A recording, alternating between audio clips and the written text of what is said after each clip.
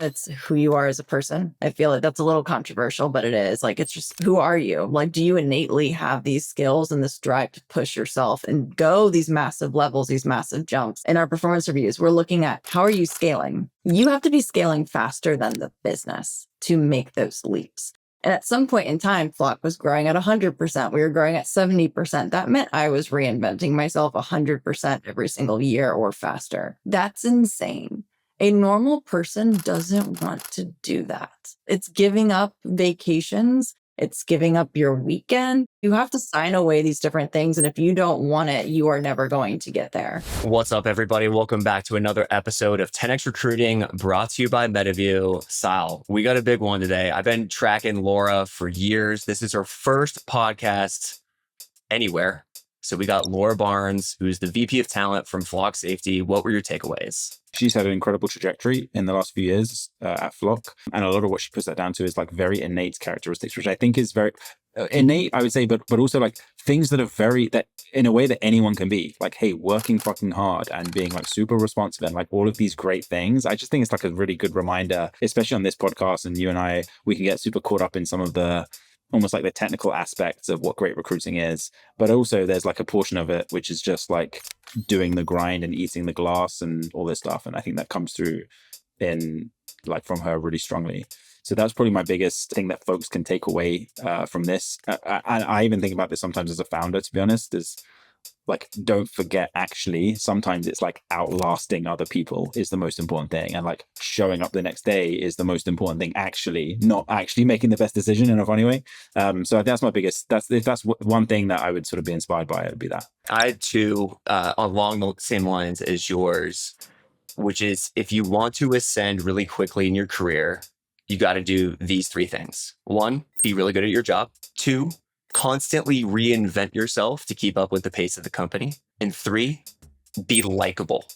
And that last one, like, we don't really hear that a lot from people, but it's the honest to God truth is like people have to want to root for you.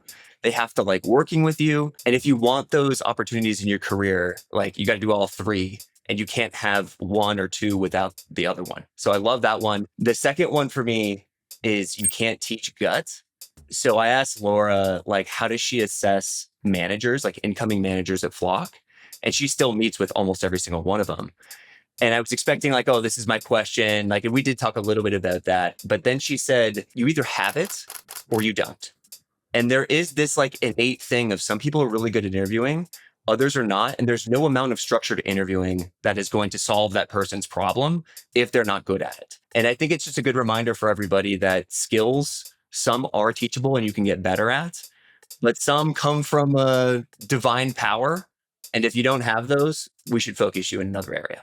Yeah, totally like resonated with me as well. I think like the honorable mentions I'd have for like other takeaways were there was like a bit of the sense with Flock that they're not trying to win people that don't want to work there. Do you know what I mean? Which is it's less to do with Laura specifically, to be honest, more to do with like the company as a whole. But I think it's something that many companies should be and are starting to think about much more. But it's really cool to hear it from a company that's like had to sort of chew that pill out of necessity, as opposed to it's not like they've blown up in people and realized, oh shit, we've got loads of people here who don't want to be here.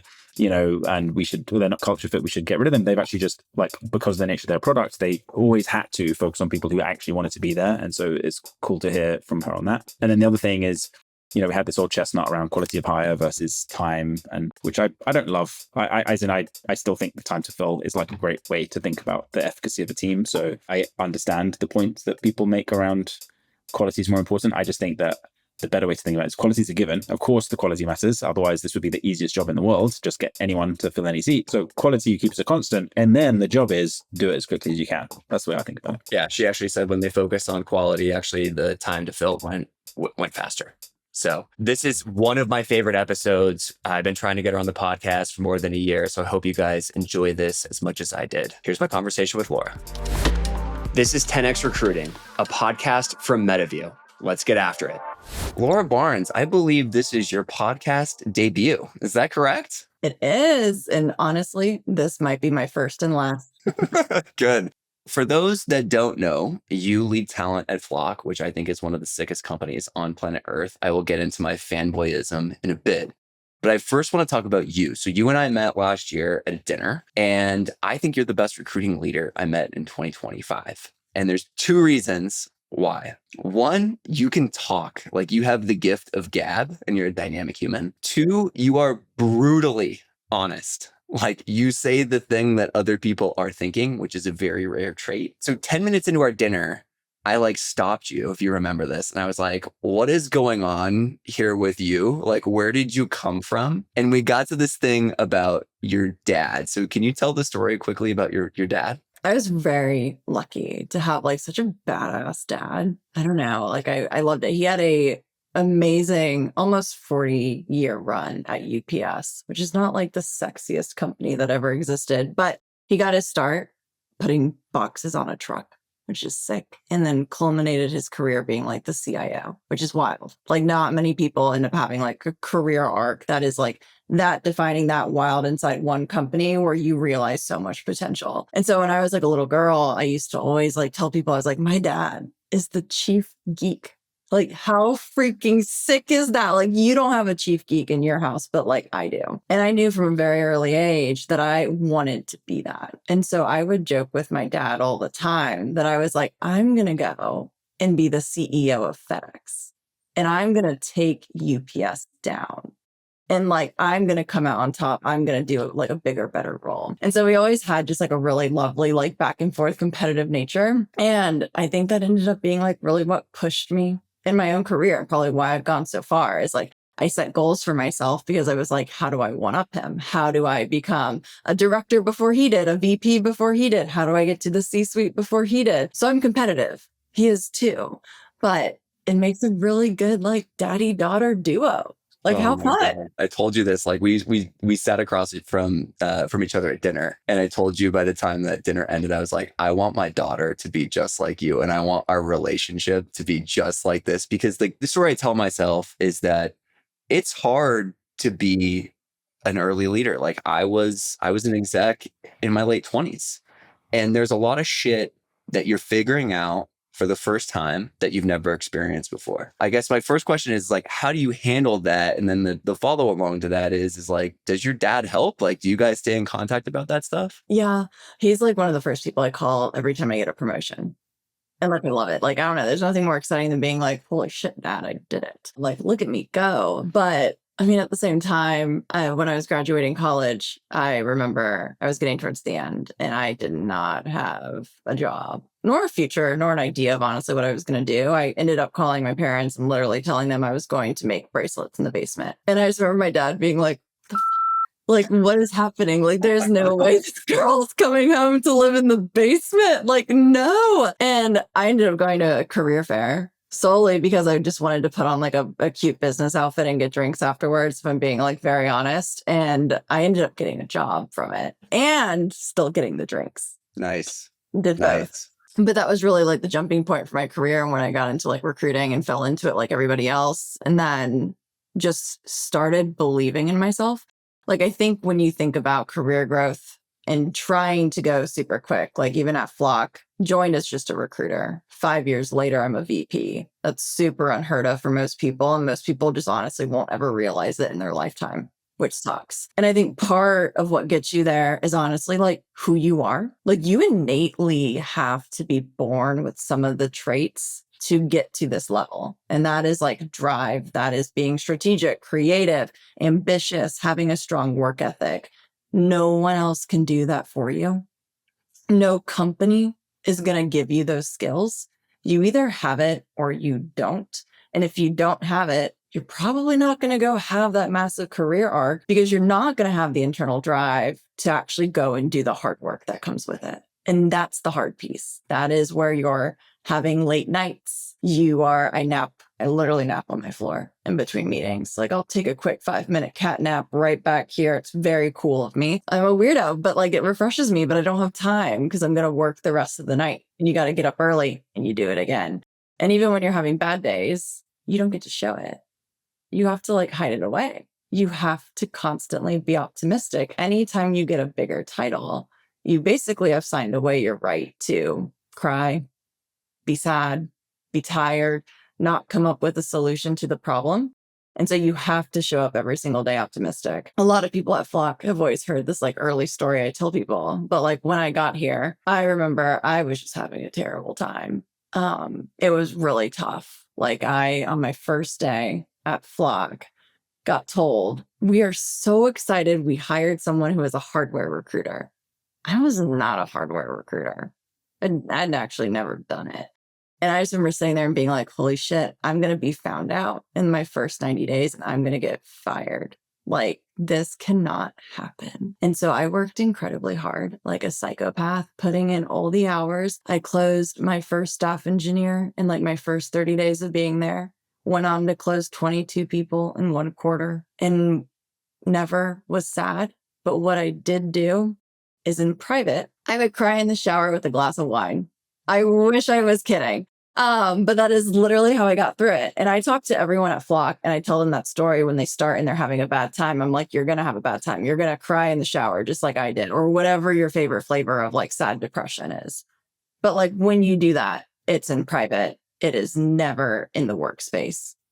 You have got to present as like an optimist and you have got to be likable and you've got to solve problems. And that is where you're going to get to the pinnacle of your career. Where does that come from in you? Like, there's the saying of like, you gotta chew glass, but like you seem like the kind of person who likes to chew glass and then likes the taste of blood. Where is that thing from? I've like always been just a really competitive kid. I tell people a lot of times I really want to work for me. I think I'm a lot of fun. We're going to have a great time together. We can laugh. I'm quite strange, but like I have a very high bar.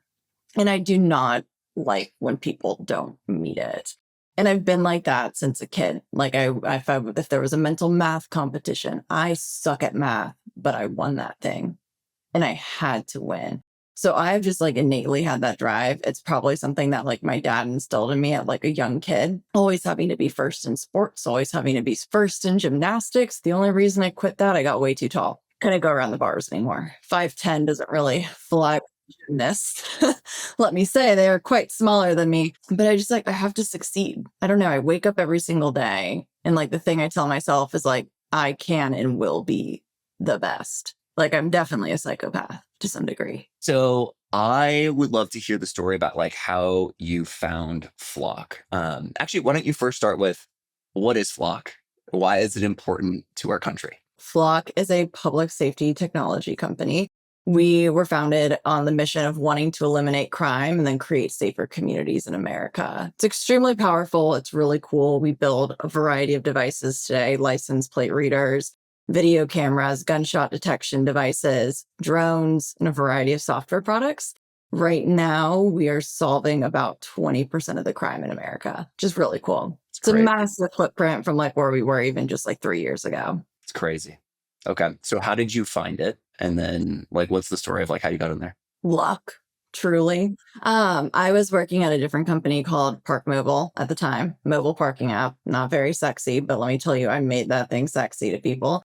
But it was 2020 and it was obviously, no one was leaving their house. We were on lockdown. So we were watching our revenue literally dip to like $0. And as a recruiter, when there is no money to be had, it is kind of like writing on the wall. Like I am a cost engine to some degree. And so I started realizing like I needed to find an out. And so Ann Collins, who I love, who lives in Atlanta, she had made a post that she had just gotten to Flock. And I was like, I love that lady. Like I want to work for her really bad. Let me just shoot her a message. And so I did. We got to chatting. I interviewed.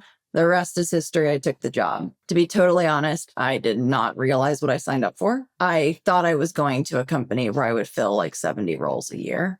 And it was just going to be like a really easy ride, super peaceful, like an adorable Atlanta startup, right? Like we're usually not known for creating like powerhouse companies that are going to go and change the world.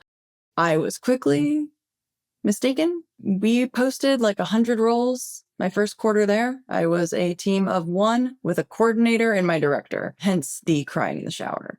But it was totally worth it. Like I got so lucky, truly. Right place, right time. Like we used to have this thing in DoorDash, which was if you continue to crush it, we will continue to drown you with responsibility. Oh, so true. So true. That is like the story of like my whole career journey. And you can see that it's like joining, doing tech recruiting, moving from that to leading that team, taking over operations because it needed help, then taking over revenue, and then slowly leading like all of TA. Like I think the role I really play is almost like a fixer.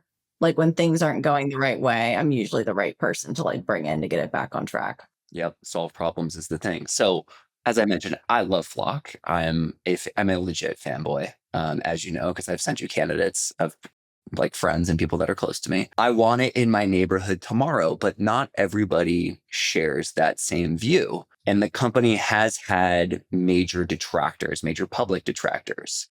How do you and your team handle those objections? And like, what are the principles internally that guide those decisions? Definitely. We are a polarizing company. You're either gonna love it, feel super neutral towards it, or disagree with it.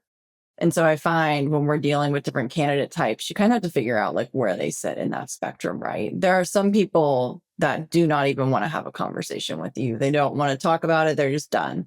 You're never going to be able to hire them. It's really not even worth your time trying to go down and convince this human to join because we are so mission driven. If you don't like it, it's going to be really tough to work here when we're talking about it 24/7. For the people that sit somewhere more like in the neutral section, this is usually where you're having like more of a discussion. And I always think of it more as like reverse psychology. Like I can't make these decisions for you. I can prime you with the questions and the things that you need to think about. But at the end of the day, you as the candidate, you have to be able to like sit across the table from your extended family at a holiday and explain what you do and be ready to accept what your aunt, your uncle, your grandma, your cousin has to say about the product, right? And if you can't defend it, like something in you just doesn't feel innately called to it, we're not going to be the right fit.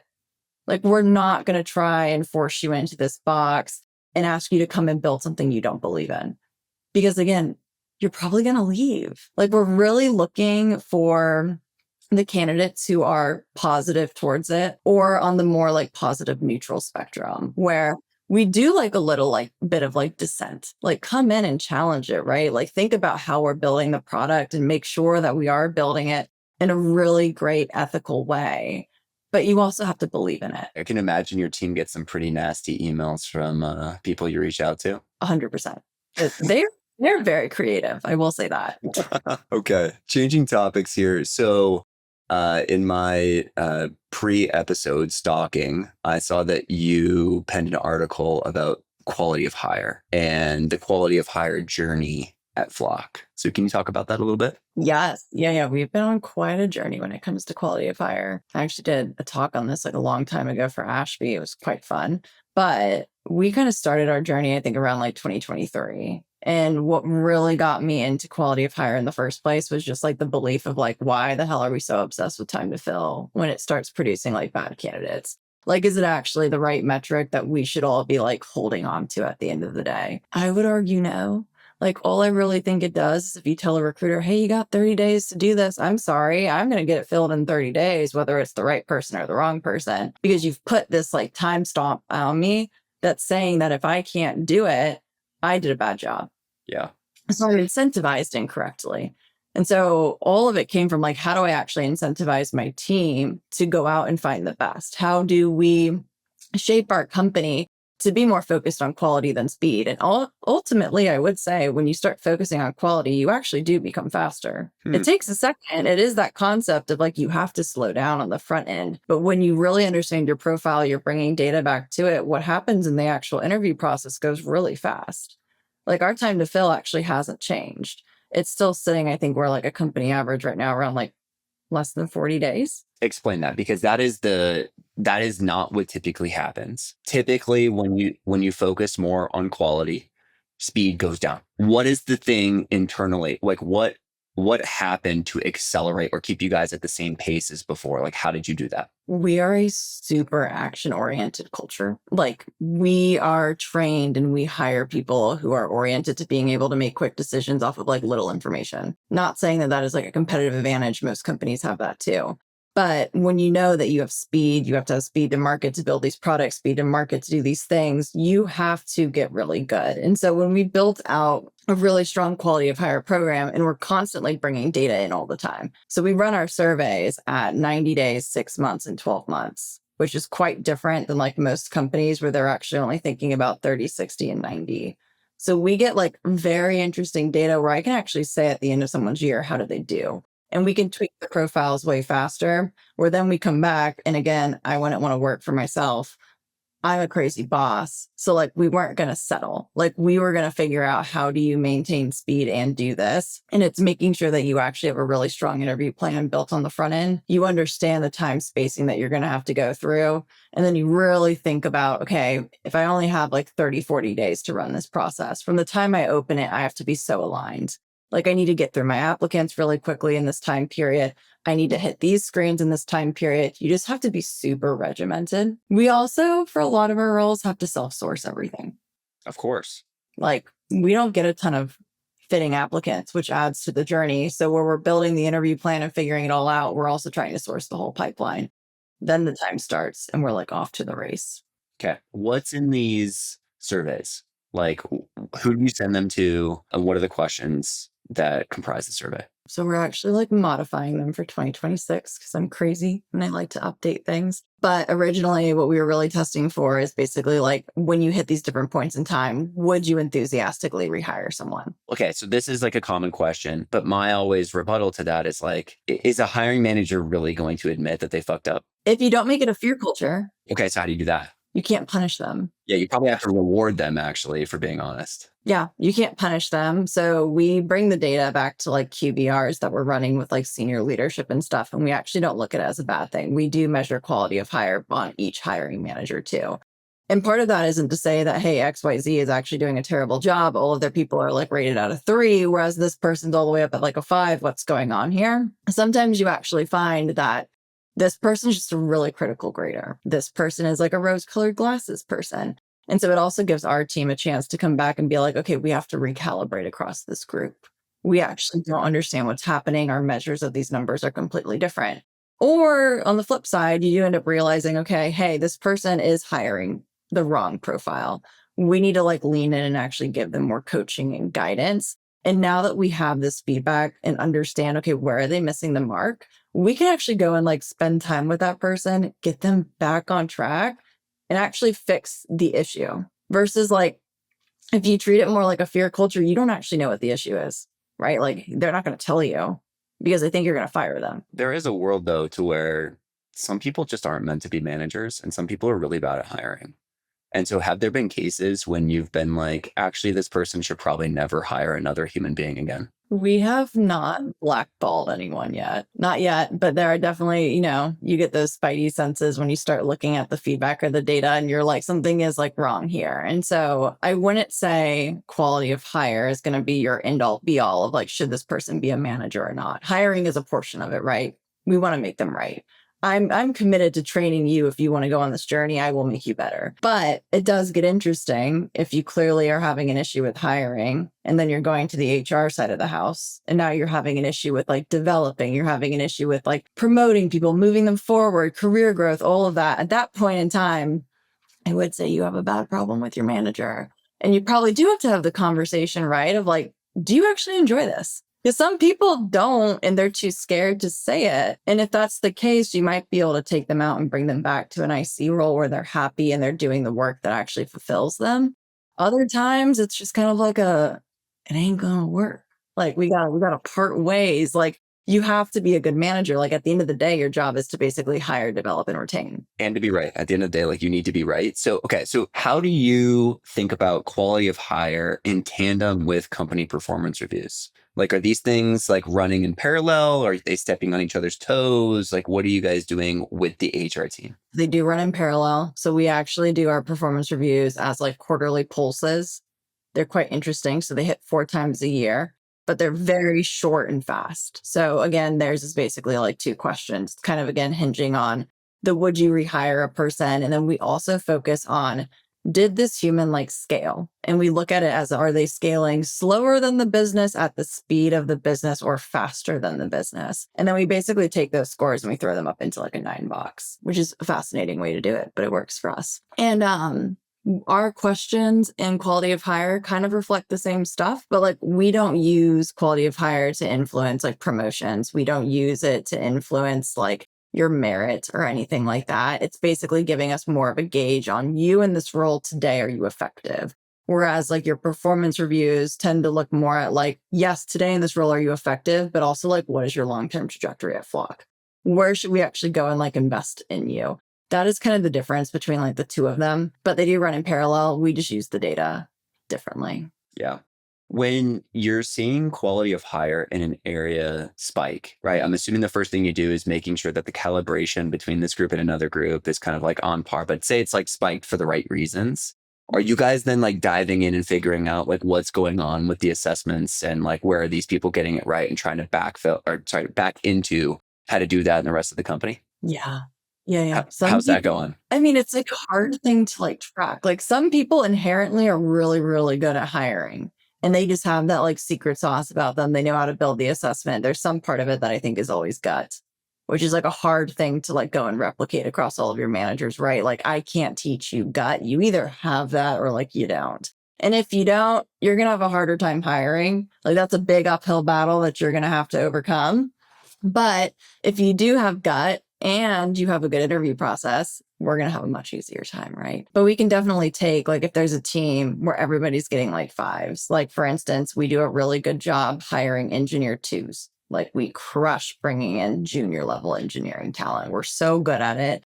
Most of them go on to get promoted very quickly, move into the next thing. However, we tend to not necessarily struggle. We actually still do a good job, but when you start getting to the staff level, it's harder for us. And so we're trying to figure out, okay, what are we actually doing really well down here that we can take and replicate to some degree up here, where it does become more complicated. How we do things is different than most companies. Like we don't view principal engineers or staff engineers as being able to just be like strategic in the clouds. They're having to like code every single day, which can be unattractive. And so it does force us to have to grow more talent internally, but we're trying to take all those unique practices of how do we nail it and then bring it up here to also nail it on those people. So gut is interesting. I prefer the term feel. And I feel like it's in short supply right now in society. You said a couple of years ago on LinkedIn that you were like part of the interview loop as an assessor for interviewing managers. And so managers, when they come in, they're going to be the people that are hiring. How do you think about assessing for gut? It is kind of like one of those very intangible skills that doesn't always like portray itself. I feel like you can almost find it more in like conviction. Like, do people actually feel strong conviction towards the idea that they're pushing out there? In some sense, you do have to have strong gut, right? To go and like hang yourself on an idea and say, yeah, no, I believe in this full-heartedly. You can't change my mind. That is how I think you can assess for it better. And in a more like tangible way, in a sense, than trying to sit back and use my gut to assess their gut, because who knows how they're actually talking to each other. But I do find people who have high conviction tend to actually have a strong like feeling or gut reaction to stuff. I like that. What else are you asking in your interview? Like, say I'm interviewing for a job at Flock and I'm looking to be a manager. What are you asking me and how are you getting to like what's going on here with this human? Honestly, I feel like when I interview managers, I spend a lot more time on like how they performance manage people. I think that's the most difficult thing to do as like a leader, and honestly is going to be the make or break for like how you are as a people manager, right? It's not the easy time. Hiring can be easy. It's fun. It's awesome. You're adding a new person to your team. How exciting. The tough part is when you got the hire wrong and now you actually have to manage them. What do you do? How do you react? How are you bringing kindness to the situation, but also like sternness in some degree? You have to get them back on track. Do you know what your team needs? Like, can you tell if you're managing a person who's like a carrot-oriented individual, or are they a stick individual, right? Because how you performance manage is going to be different for those people. So I'm usually figuring out, how have you handled tricky terminations? Like, how have you gotten through that? Tell me of the story of someone you had to performance manage that you actually got off the PIP and they went on to be successful. that is always a really good indicator, in my opinion, of like a strong people leader. I mean, is that a real thing, Laura? Like, come on. Like, if you get pipped, how many people are getting pipped and then coming back and then like really, becoming a top performer? That's not like real. I have like one on my team who is Really? Yeah, absolutely. I have one person on my team who's like an incredible success story. She was recruiting for an area in the business that I don't think like suited her well. Like it just wasn't her recruiting style. And we have like many facets, right? Like you have your typical go-to-market, typical engineering, and then we have operations, which for us is vastly different than most companies. And so she spent a lot of time on the go-to-market side. She struggled over there. She struggled to place quality candidates. She struggled to find like the excitement to do the job. She could crank out the volume. It just wasn't like working. And so we ended up partnering together and like spending a lot of time being like, hey, like, things are off track. It's not going great. Like if this doesn't turn around, it's going to end in a really bad day. Right. And like that meeting, she didn't say anything. Next day, she put a meeting on my calendar and I was like, oh, let's go. Gets in there, literally told me how she was going to go change like the game, get it right. And here's what I was wrong on about her.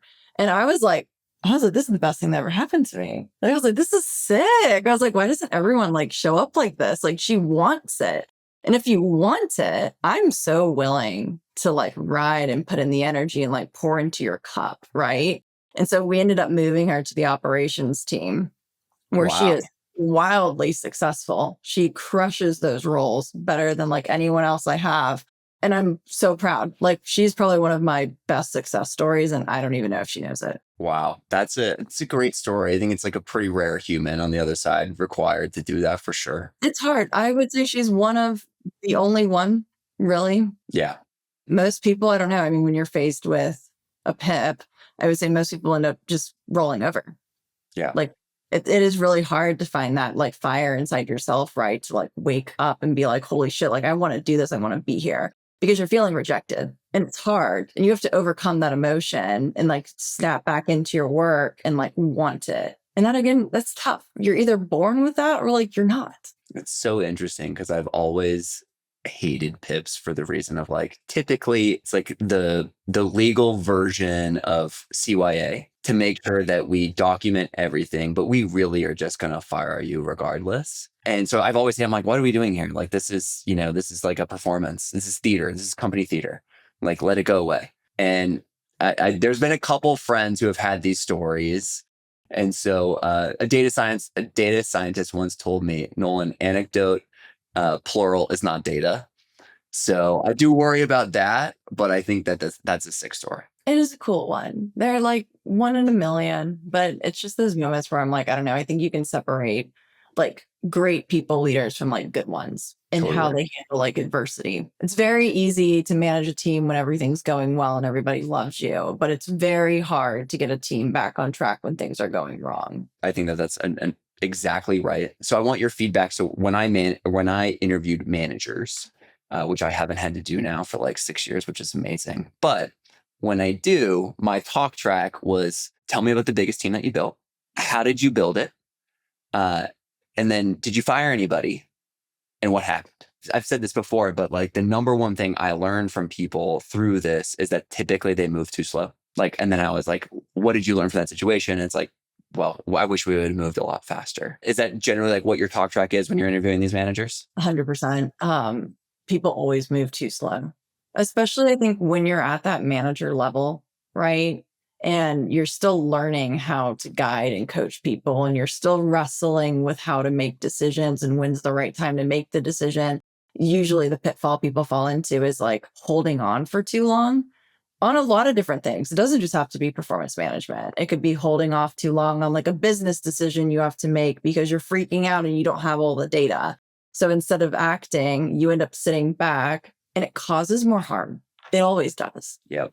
Like, I couldn't tell you one time where like not making a choice was like the right thing. It never is. Like, even if I end up being wrong with my choice, I'm really glad I moved forward with something. I saw the outcome of it. I got more data from the situation and I course corrected quickly.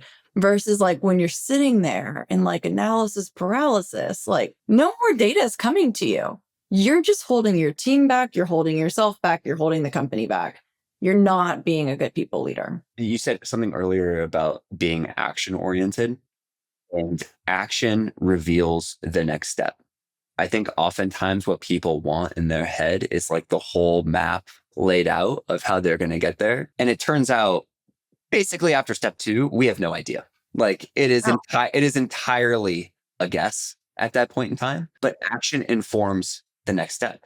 And so like when you do move on things, you will then get more information, even if you're wrong, because it's better to be wrong than to not make any movements at all. 100%. Even the people you probably admire in your life or the companies you think are the most perfect out there, they have no idea what they're doing. No one does. Also, you can think of every possible thing that could go wrong. You can sit down, you can have all your solutions mapped, but the thing that's going to be happening is the one you didn't plan for.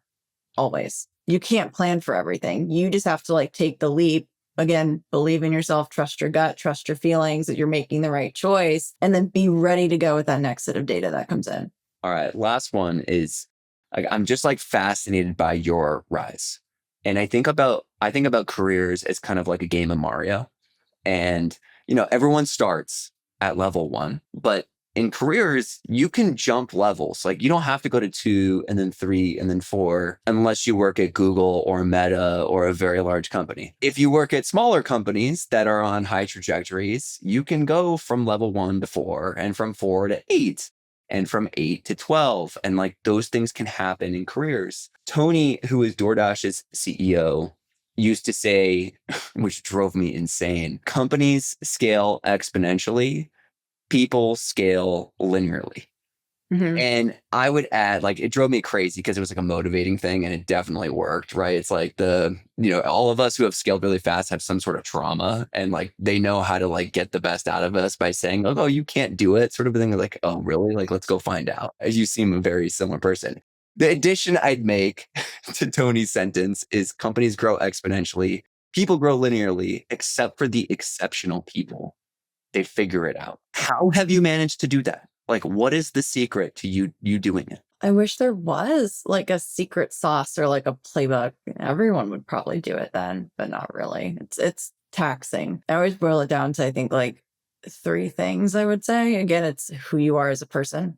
I feel like that's a little controversial, but it is. Like, it's just, who are you? Like, do you innately have these skills and this drive to push yourself and go these massive levels, these massive jumps? Like, again, in our performance reviews, we're looking at how are you scaling? You have to be scaling faster than the business to make those leaps. And at some point in time, Flock was growing at 100%. We were growing at 70%. That meant I was reinventing myself 100% every single year or faster. That's insane.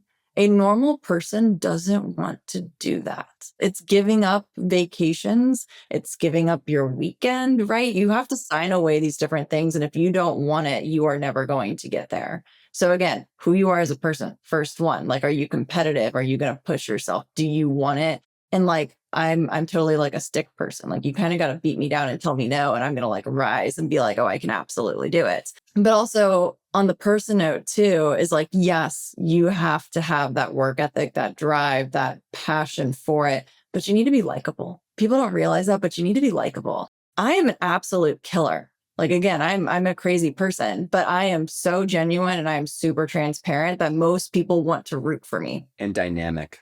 Yes. Yeah. They want to root for me because they're like, oh my God, like, she's so likable. I want to see her do more in her career. That is huge. That is what's going to like open those doors for you and create those paths of opportunity, even if you don't realize it's happening. The other one I would say is like hard work, right? Like, that kind of goes into it. Are you going to wake up and actually put in the time that is needed to get you here? Those are those late nights, those bad mornings, the phone calls from like your executives late at night where you have to step out from the dinner, tell your husband or wife, like, so sorry, gotta take this. Are you willing to make those sacrifices, right? And again, some people don't want to, and that's totally okay. And then the last piece is always like a dash of luck. Like, you kind of got to hit the right company at the right time and grow with it as it grows. Like, I got very lucky coming into Flock when I did, but I still did not get handed all the roles that I did.